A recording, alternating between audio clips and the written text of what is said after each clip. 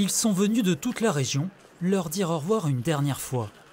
Je suis content de pouvoir vous approcher. Je venais aux nonnes quelquefois. Oui, Et vous entendre chanter, c'était vraiment un grand moment de ressourcement pour moi et ça va me manquer.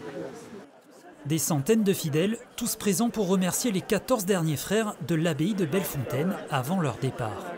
Ça manifeste tout simplement les liens avec le territoire local et puis même bien au-delà de toutes les personnes qui ont fréquenté l'abbaye, qui sont venues se ressourcer, qui sont venues partager leurs soucis, leurs peines. Et donc effectivement, partir, c'est un déchirement. La fin d'une histoire démarrée dans ce monastère il y a 209 ans est la marque d'un lien toujours aussi fort avec certains habitués, qu'ils soient pratiquants ou non. Je pense que ça a été un élément qui nous a construits dans les Mouges.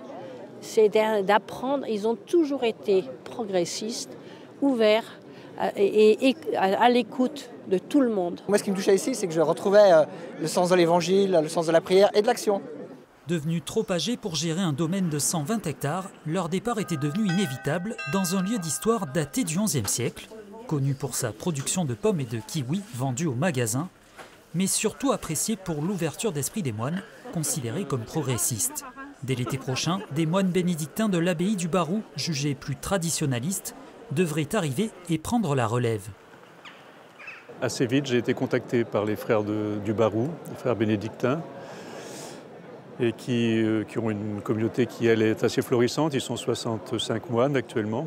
Et quand ils ont su qu'on allait laisser sans doute cette propriété, ils ont été intéressés de reprendre ce lieu. Donc ça a été une grâce. On va voir comment ça va se passer. Je crois qu'il faut d'abord accueillir les nouveaux qui vont venir et puis il faut que les relations s'installent. Quelques minutes plus tard, direction l'église pour un dernier office. Dernier moment de recueillement pour chacun. Le monastère devrait être réinvesti dès la mi-juillet. Une rencontre avec les nouveaux occupants est même déjà organisée le 11 décembre prochain.